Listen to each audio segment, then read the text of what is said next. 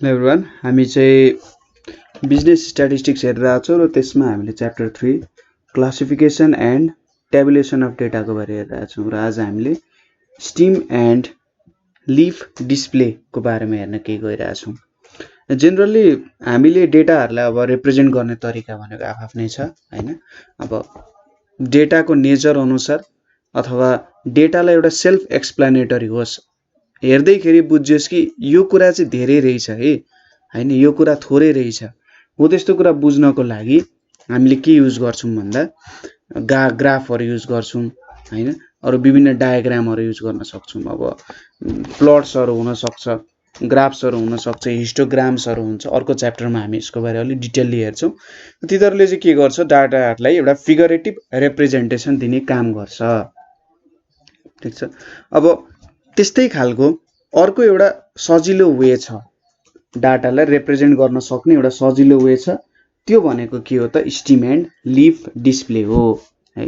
Steam and leaf display generally stem and leaf डिस्प्लेमा चाहिँ 2 digits नम्बरको लागि युज गरिन्छ है। 2 डिजिट्स नम्बर जस्तै 46 भयो 2 डिजिट नम्बर, 99 यस्तो 2 डिजिट्स नम्बरहरूको लागि generally leaf system of display steam and leaf system of display चाहिँ युज गरिन्छ। अब मोर देन 3 डिजिट्स भयो भने अब त्यो चाहिँ रिसर्चरले जान्दैन हैन। यो स्ट्याटिस्टिक्स सम्बन्धी रिसर्चर जो हुनुहुन्छ उहाँहरूले अब नयाँ टेक्निक निकाल्यो भने हामी युज गर्छौँ होला। तर अब जेनरली हामीले के गर्छौँ त, 2 डिजिट्स नम्बरको लागि मात्रै हामी काम गर्छौँ र हामीले हेर्ने पनि यही 2 डिजिट्स नम्बरकै कुरा हो। टेबलमा के हुन्छ भने हामीले लेफ्ट साइडमा स्टिम भनेर लेख्छौँ र राइट साइडमा लिफ भनेर लेख्छौँ। जस्तै हामीले 46 लेख्यौँ भने यो टेन्स प्लेसको डिजिट छ नि, टेन्स प्लेसको चाहिँ हामी स्टिममा लेख्छौँ र युनिट प्लेस जुन छ, युनिट प्लेस जुन 6 भयो नि यहाँ लेख्छौँ। सो यहाँनिर 4 लेख्छौँ, यहाँनिर 6 लेख्छौँ। एउटै रोमा लेख्नु पर्ने हुन्छ। यसरी लेख्दा हामीले के बुझ्छौँ, 46 भ्यालु रहेछ है र स्टिम भनेको 4 भयो, लिफ भनेको कति भयो त 6 भयो भन्ने कुरा।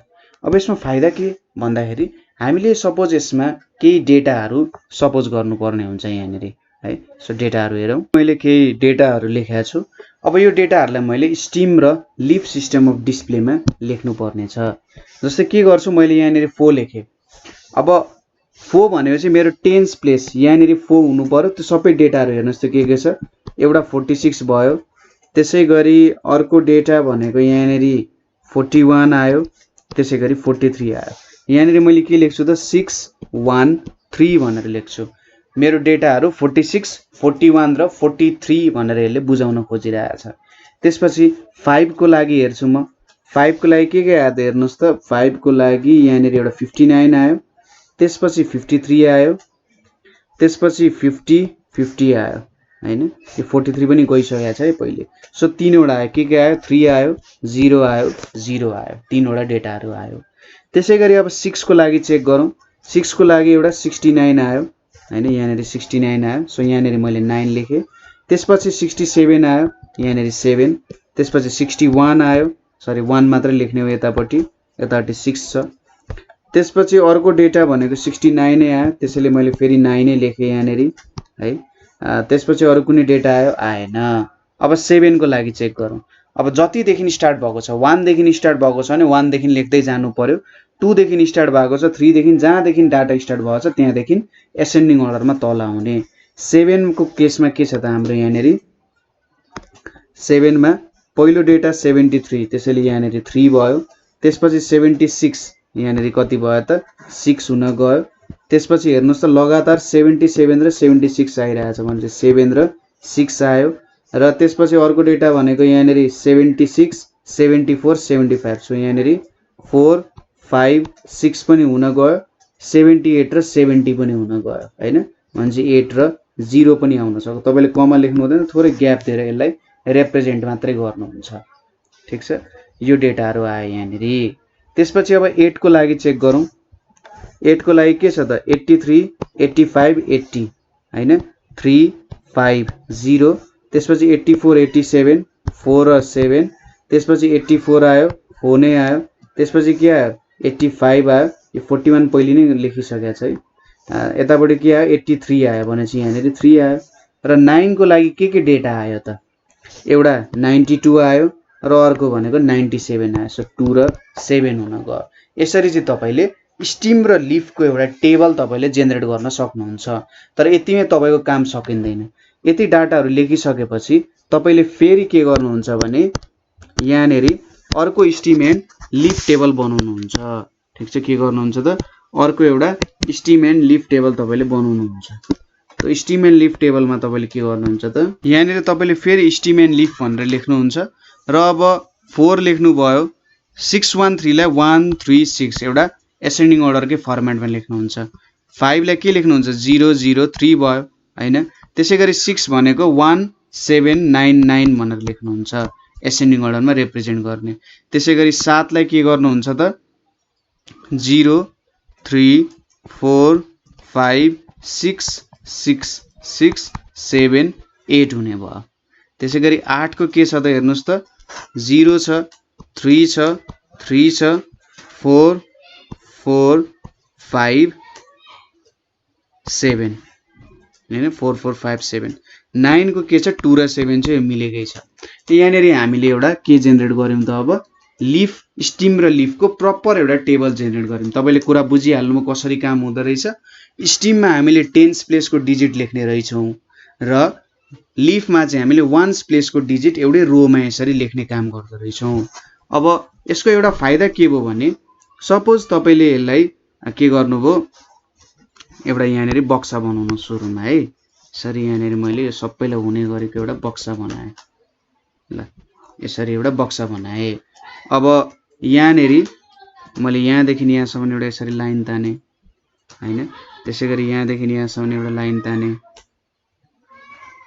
यहाँदेखि यहाँसम्म तान्नु भन्दा पनि यसरी तानौं। ल यसरी मैले यहाँसम्म ताने। त्यसैगरी यो पनि अर्को भ्यालु भयो। यहाँनेरि पनि अर्को यसरी भ्यालु आयो। यहाँनेरि अर्को भ्यालु आयो यसरी। ठीक छ, त्यसपछि यति भ्यालु आयो एउटा र लास्टली यति भ्यालु आयो। अब तपाईले यो टेबललाई ठ्याक्कै यसरी घुमाएर यसलाई सिधा बनाउनु त यो टेबललाई सिधा बनाउँदा यो एउटा हिस्टोग्राम जस्तो देखिन जान्छ हैन।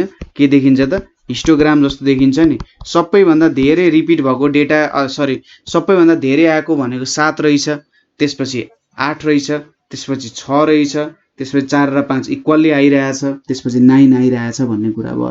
अब यहाँबाट तपाईले केही इन्फर्मेसनहरु लिन सक्नुहुन्छ। ठ्याक्कै हिस्टोग्राम जस्तो यस्तो खालको फिगर हुन्छ नि हिस्टोग्रामको हो यस्तै खालको आइरहेछ नि। यसलाई ठ्याक्कै यसरी उल्टाउनु भयो। यो टेबललाई यसरी सिधा बनाउनु भयो भने हैन सिधा बनाउँदाखेरि त्यो कुरा देख्न सक्नुहुन्छ तपाईले। हिस्टोग्राम जस्तो एउटा सर्टेन तरिकाले एउटा इन्फर्मेसन दिने रहेछ यसले। त्यसैले स्टिम टेबलको एउटा एडभान्टेजेसहरु स्टिम टेबलको एडभान्टेज बनाउन त बुझिहाल्नु कसरी बनाइन्छ भनेर। अब यसको एडभान्टेज भनेको के छ त भन्दा easier to construct by hand हैन। कति सजिलो छ easier to construct by hand. हामीले सजिलै यसलाई कन्स्ट्रक्सन गर्न सकिन्छ। दोस्रोमा के छ भन्दा यहाँनेरि कुनै पनि क्लास इन्टरभलमा हैन विदिन ए क्लास इन्टरभल यसले एउटा हिस्टोग्राम भन्दा धेरै इन्फर्मेसन दिने भयो। किनभने हिस्टोग्राममा तपाईले सिधै यसरी लाइनहरु बनाउनुहुन्छ यसलाई यसरी सेड गर्नुहुन्छ। तर यहाँनेर त हामीले रियल डेटाहरु नै राखेका छौं नि। हेर्नुस् त यसरी रियल डेटा राखेर हिस्टोग्राम जेनेरेट गरेका छौं भनेपछि यसले के फाइदा गर्यो त भन्दा हामीलाई सिधै डेटाहरु के रहेछ भन्ने कुराहरु पनि इन्फर्मेसन प्रोवाइड गर्यो नि त। त्यसैले विदिन अ क्लास इन्टरभल हामीले के लेख्न सक्छौं त the steam and leaf display provides more information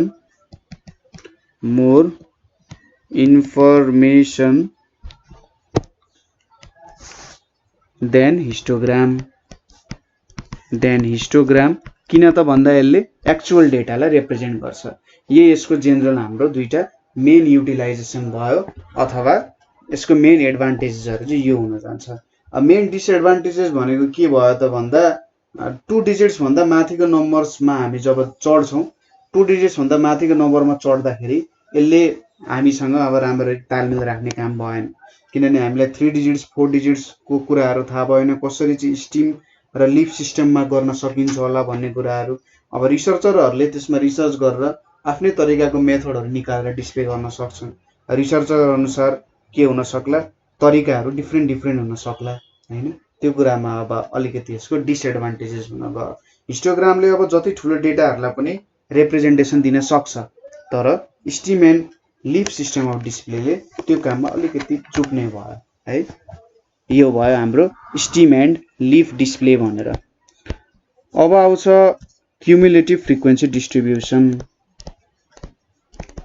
cumulative frequency distribution भन्ने कुरा आउँछ।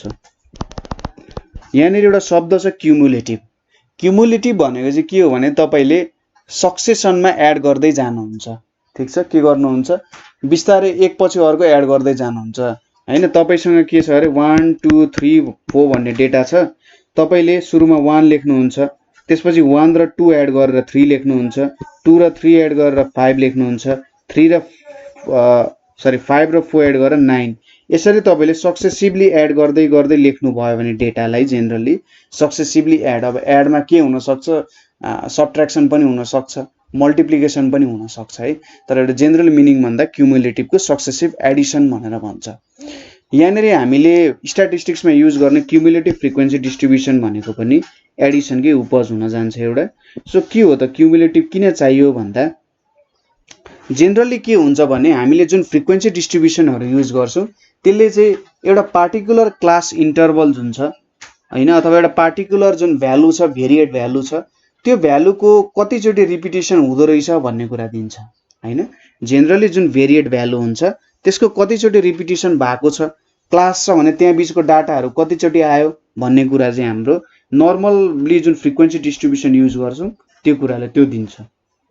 तर यदि हामीलाई थाहा पाउन मन लाग्यो कि कुनै डेटाहरू माथिको डेटा भन्दा तलको डेटामा चाहिँ कति धेरै आयो त भन्ने कुराहरू थाहा पाउन मन लाग्यो हैन। टोटल नम्बर अफ अब्जर्भेसन हामीले गर्यौं र त्यहाँनेरि डेटाहरूमा कसरी इन्क्रिमेन्ट आउँदै गयो हैन, माथिको डेटाहरू तलको डेटा भन्दा कति कम छन् अथवा कति बेसी छन् भन्ने कुराहरू हामीलाई हेर्न मन लाग्यो भने हामीले नर्मल फ्रिक्वेन्सी डिस्ट्रिब्युसनबाट त्यो कुरा पत्ता लगाउन सक्दैनौं र त्यसको लागि चाहिँ हामीले क्युमुलेटिभ फ्रिक्वेन्सी डिस्ट्रिब्युसन युज गर्छौं। क्युमुलेटिभ फ्रिक्वेन्सी डिस्ट्रिब्युसन चाहिँ यसले के हेल्प गर्छ भन्दा it helps us to know the total number of observation getting value less than or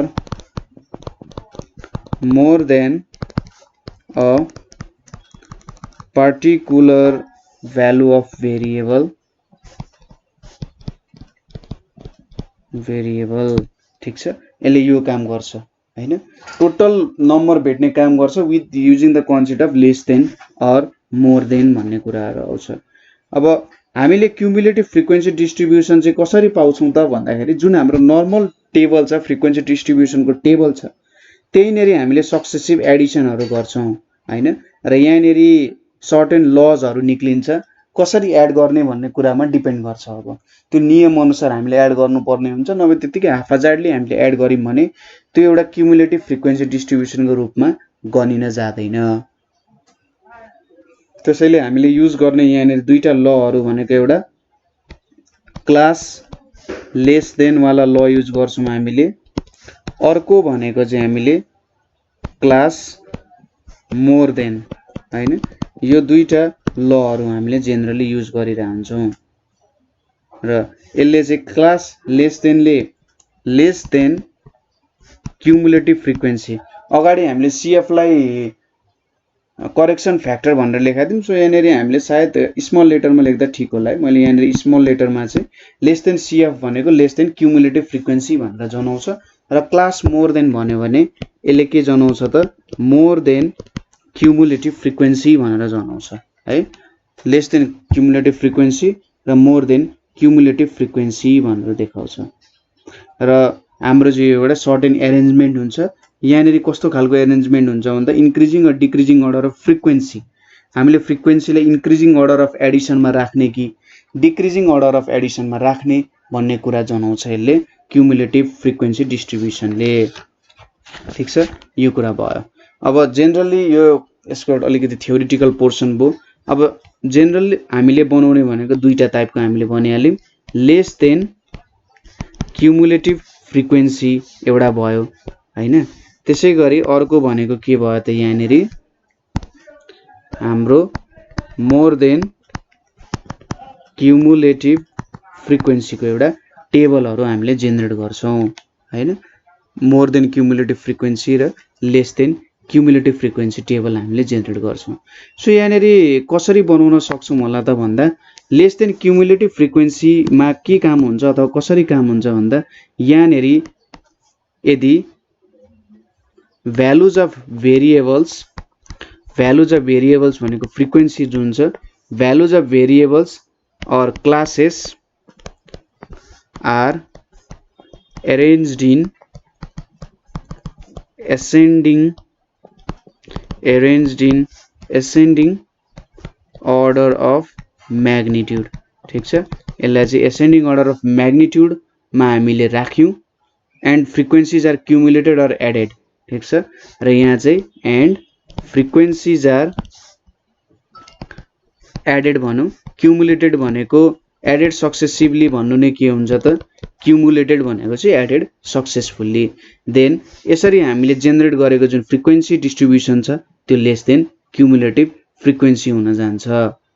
ठीक छ, र जेनरली कुनै पनि लेस देन सीएफ बनाउनको लागि हैन, लेस देन सीएफ बनाउनको लागि हामीले के गर्नुपर्ने हुन्छ त अप्पर लिमिट अफ क्लास जुन छ नि, अप्पर लिमिट अफ क्लास जुन छ, अप्पर लिमिट अफ क्लास ले चाहिँ के रिप्रेजेन्ट गर्छ, लेस देन और बिलो और अप टु और अन्डर भन्ने कुराहरू रिप्रेजेन्ट गर्छ हैन। यो कुराहरू याद गर्नु, हामीले टेबल हेरेपछि सबै कुरा तपाईले बुझिहाल्नुहुन्छ। सपोज तपाईलाई के दिएको छ, एकातिर मन्थली स्यालेरी भनेर दिएको छ र यतापट्टि नम्बर अफ इम्प्लोइज भनेर छ है, स्यालेरी मन्थली स्यालेरी र नम्बर अफ इम्प्लोइज भनेर छ। अब मन्थली स्यालेरी सपोज यो 1000 को टर्ममा छ भनेर सोचौं, मैले तीनटा जिरो लेखेँ भने 1000, 1 लेख्यो भने 1000 भनेर बुझ्नु।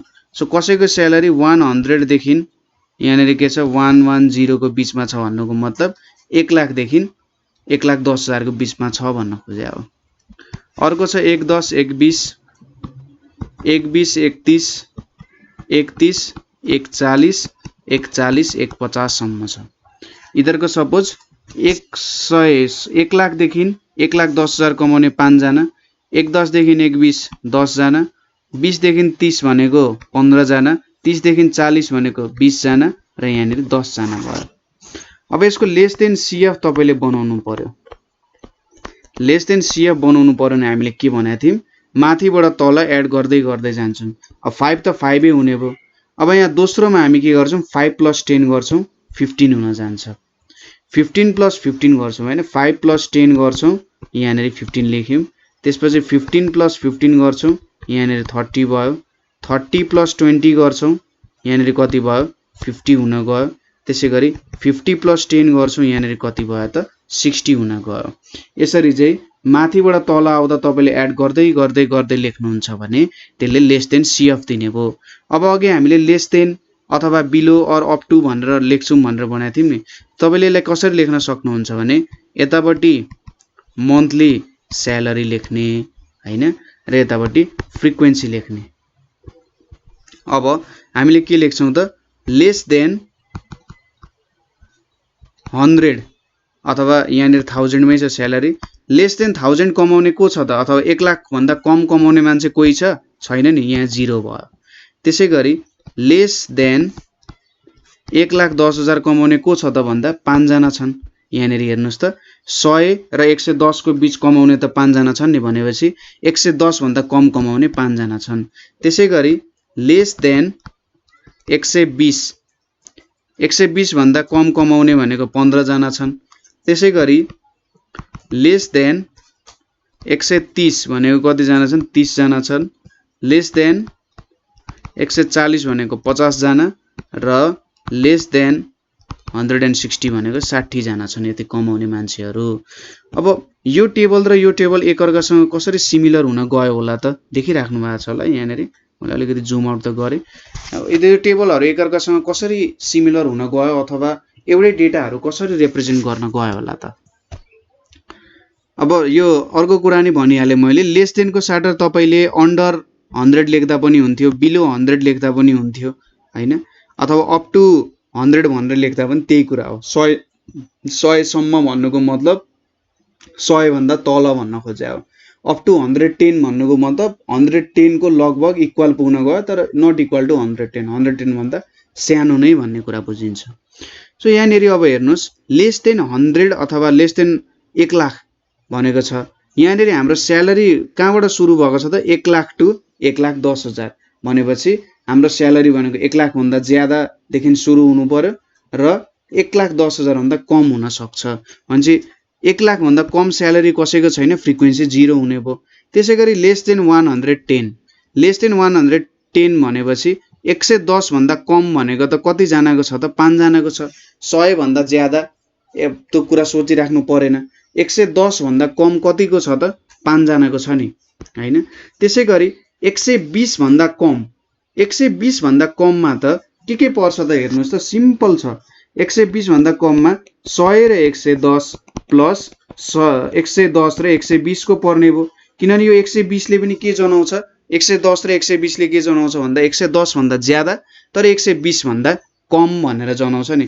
त्यसैले यो पनि 120 भन्दा कमको स्यालेरी कमाउने र यो पनि 120 भन्दा कमको स्यालेरी कमाउने मान्छेहरू हो नि त।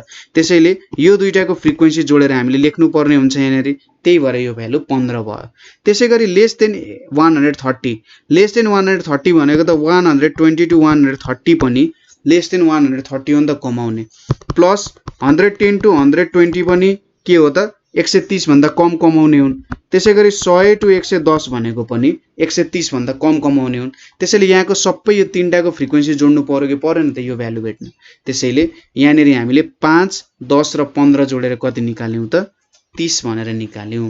त्यसैगरी 140 को नि त्यही केस हो। 140 भन्दा कम हुने भनेको 130 र 140 को बीचको प्लस 120 र 130, 110 र 120 र 100 र 110 को कुरा आउने भयो। सबै भ्यालुहरु जोड्नु पर्यो। त्यसैले यो लेस देन सीएफ हामीले यसरी रिप्रेजेन्ट गर्न सक्छौं। लेस देन हामीले एउटा स्यालेरीलाई एउटा कुनै पनि टर्मलाई यसरी रिप्रेजेन्ट गर्न सक्छौं। हामीले यहाँबाट के पायौं भन्दा एउटा कम्पेरिजन गर्न सक्यौं हैन। सजिलोसँग हामीले कम्पेरिजन गर्न सक्यौं नि त। यो टेबल बनाइसकेपछि कि 110 कमाउने 110 भन्दा कम कमाउने मान्छे यति रहेछन्। कुनै बेला हामीलाई त ठ्याक्कै एउटा एभरेज रूपमा अथवा टोटालिटीमा डाटा चाहिरहेको बेला हामीलाई यसले काम दिने रहेछ हैन। सो लेस देन सीएफ को कहानी यो भयो। अब मोर देन सीएफ को कुरा आउँछ, ठ्याक्कै यो भन्दा उल्टो कुरा। यो भन्दा अलिकति ठ्याक्कै उल्टो कुरा छ, तर ठ्याक्कै तपाईले टेबल हेर्ने बित्तिकै यो कुरा चाहिँ बुझ्न सकिहाल्नुहुन्छ। मैले टेबल बनाए भने पनि तपाईले सायद सिधै बुझ्नुहुन्छ होला के भन्न खोजेको भनेर। More than CF, more than CF भनिसकेपछि यहाँनेरि के हुने भयो त भन्दा भ्यालुज अफ हाम्रो के छ त values of variables, values of variables are arranged in descending order.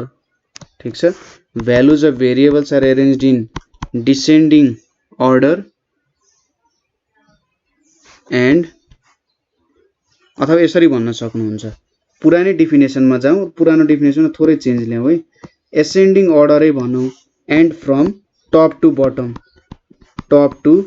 Bottom to top, bottom to top. यहाँनेरि चाहिँ के हुन्छ भने जेनरली तपाईले लेस देन सीएफ मा माथिदेखि तल एड गर्दै जानुहुन्छ नि, तर मोर देन सीएफ मा के हुन्छ तलदेखि माथि एड गर्दै जानुहुन्छ, तलदेखि माथि एसेन्डिङ हुन्छ। ठीक छ, यहाँ तलको भ्यालुजहरु चाहिँ के हुन्छ तलदेखि माथि तपाईले एड गर्दै जानुहुन्छ। ठ्याक्कै यो टेबललाई रिभर्स गरिदिने हो नि। 5 लाई अब यदि तल लेख्न मिल्छ भने तल लेखेर यसरी टेबल रिभर्स गरेर तलबाट माथि चाहिँ एड गर्दै गयौं भने त्यसले हामीलाई मोर देन क्युमुलेटिभ फ्रिक्वेन्सी दिन सक्छ है। यही कुरा हो मेन डिफरेन्स भनेको। जस्तै यही टेबललाई हेर्न सक्छौं हामीले के हुन्छ मोर देन क्युमुलेटिभमा भनेर। जस्तै यहाँ चाहिँ हामीले स्यालेरीकै कुरा गरौँ, स्यालेरी र यतापट्टि के छ नम्बर अफ इम्प्लोइ भनेर छ है, नम्बर अफ इम्प्लोइ भनेर छ र यहाँनेरि के छ मोर देन क्युमुलेटिभ फ्रिक्वेन्सी भनेर छ। स्यालेरी पनि हाम्रो पुरानै हो, यहाँनेरि 110 sorry 100 to 110 100 to 110 110 to 120 120 to 130 130 to 140 त्यसै गरी 140 to 150 यति हुन गयो। अब नम्बर अफ इम्प्लोइज यहाँनेरि कति छ 5 10 15 20 अनि 10 छ है। अब मोर देन सीएफ मा हामीले के गर्छौं तलदेखि माथि एड गर्दै जाने। यहाँनेरि 10 भयो, अब के गर्नुहुन्छ तपाईले 10 + 20 = 30 गर्नुहुन्छ। त्यसै गरी 30 + 15 = के गर्नुहुन्छ 45 45 + 10 भनेको 55 र लास्टली 55 + 5 भनेको 60 आउन गयो। अब यसको फाइदा के भयो होला त हामीले यसरी मोर देन सीएफ को फर्ममा हामीले रिप्रेजेन्ट गरिरहेका छौं। यसको अलिकति फाइदा पनि हुनु पर्यो, के काम दिन्छ होला यसले भनेर भन्दा सपोज टेबलै बनाएर हेरौँ यसको। यहाँनेरि मैले स्यालेरी लेखे, यहाँनेरि मैले मोर देन अथवा नम्बर अफ इम्प्लोइ नै लेख्दा पनि हुन्छ, केही फरक पर्दैन। स्यालेरी र नम्बर अफ इम्प्लोइ भनेर लेखे। अब जेनरली हामीले यहाँनेरि जुन लेस देन अप टु हैन हो त्यस्तो कुराहरुले रिप्रेजेन्ट गरिरहेका थियौं, बिलो अप टु अन्डर भनेर। अब जुन हाम्रो more than cumulative frequency distribution छ, मोर देन क्युमुलेटिभ फ्रिक्वेन्सी डिस्ट्रिब्युसनमा चाहिँ हामीले मोर देन भन्ने कुराले रिप्रेजेन्ट गर्छौं है। यहाँनेरि चाहिँ मोर देन भनेर रिप्रेजेन्ट गर्छौं। अब मोर देन हामीले के लेख्छौं त भन्दा लोअर लिमिट जुन छ नि त्यसलाई रिप्रेजेन्ट गरेर लेख्छौं। जस्तै 100 छ, यहाँनेरि हामीले के लेख्छौं मोर देन 100 भनेर लेख्छौं, मोर देन 110 भनेर लेख्छौं, मोर देन 120। त्यसै गरी अर्को भनेको मोर देन 130 र मोर देन 140। यसरी हामीले रिप्रेजेन्ट गर्यौं यो टेबललाई। अब मोर देन 100 भन्न खोजेको के हो त भन्दा कसैको स्यालेरी 100 भन्दा ज्यादा छ। अब यहाँनेरि हामीले अप्पर लिमिट त अप्पर बाउन्ड्री त लागेको छैन यहाँनेरि केही पनि, भनेपछि 100 भन्दा 100,000 भन्दा ज्यादा स्यालेरी हुने सबै मान्छे यहाँ इन्क्लुड हुनु पर्यो नि। भन्छ 100,000 1 लाख भन्दा ज्यादा स्यालेरी हुने त यो इम्प्लोइहरुको पनि 1 लाख भन्दा ज्यादा छ, किनभने हामीले 100 to 110 भन्दा जहिले पनि 1 लाख भन्दा माथि 1,10,000 भन्दा तल हुनुपर्छ भनेको थियौं। भनेपछि यो 5 जना इम्प्लोइहरु पनि पर्ने भयो, यो 10 जना पनि पर्ने भयो, किनभने 1 लाख भन्दा ज्यादा छ, 15 जनाको पनि 1 लाख भन्दा ज्यादा छ, 20 जनाको पनि छ, 10 जनाको पनि छ। त्यसैले यहाँनेरि चाहिँ हामीले सबै कुराहरु एड गरेर लेख्नु पर्यो। त्यही भएर यो भ्यालु 60 आउन गएको यहाँ। यसरी हामीले 60 आयो भन्न सकिन्छ। मोर देनमा के भयो त तपाईले मोर देन 100 भन्ने बित्तिकै के भयो यो सबै पर्ने भयो, त्यही भएर सबै एड गर्नु भयो। अब मोर देन 110 भन्दा यो एउटा पर्न गएन, किनभने यहाँनेरि लेस देन 110 मात्रै छ। तर मोर देन 110 भनेपछि यो दोस्रो देखि आउने भयो, दोस्रो तेस्रो चौथो पाँचौंको त सबै एड गर्नु पर्यो, किनभने यहाँ भएको सबै मान्छेको त स्यालेरी 110,000 भन्दा ज्यादा छ नि त। भनेपछि 10 + 15 + 20 + 10 भनेको कति आउँछ 55 आउँछ। त्यसैगरी मोर देन 120 भन्दा यो जुन भ्यालु छ यो भ्यालु त लेस देन 120 हो, माथिको त कुरै आएन। अब यहाँ तलदेखि 120 to 130 देखि के छ यहाँको मान्छेको स्यालेरी चाहिँ 120 भन्दा ज्यादा छ हैन। 15 20 र 10 जोड्दाखेरि कति आउँछ 45 आउँछ। मोर देन 130 भन्दा यो पनि लिनु भएन। अब 130 to 140 र 140 to 150 लिँदा यहाँनेरि कति आयो 30 आयो। र मोर देन 140 भनेको त्यो लास्टमा एउटा मात्रै बाँकी रह्यो, त्यसैले यो भ्यालु 10 हुन गयो। अब बुझ्नुभयो होला लेस देन क्युमुलेटिभ फ्रिक्वेन्सी र मोर देन क्युमुलेटिभ फ्रिक्वेन्सीले चाहिँ के भ्यालुजहरु हामीले जेनरली दिदो रहेछ भन्ने कुराहरु। सो यहाँनेरि आज हामीले के कुराहरु सिक्यौं भन्दा स्टिम एन्ड लिफ टेबल कसरी बनाउने, यसको एडभान्टेजेसहरु, त्यसपछि क्युमुलेटिभ फ्रिक्वेन्सी डिस्ट्रिब्युसनको केही कुराहरु हेर्यौं र यो लेस देन मोर देन को कन्सेप्ट। तपाईले यो लेस देन मोर देन को कन्सेप्ट चाहिँ अलिकति मजाले नै क्लियर हुनु होला, किनभने यसले तपाईलाई धेरै ठाउँमा कन्फ्युजन बनाउन सक्छ है। त्यसैले यो कुरा चाहिँ अलिकति मजाले बुझेर के भइरहेको छ हैन। कसरी हामीले यो रिप्रेजेन्टेसन गर्यौँ होला भन्ने कुराहरू बुझ्नु होला र कुनै ठाउँमा तपाईँले बुझ्नु भएन, अड्किनु भयो भने हामीलाई सोध्न सक्नुहुन्छ है। सो आजको लागि यति नै। Thank you for watching.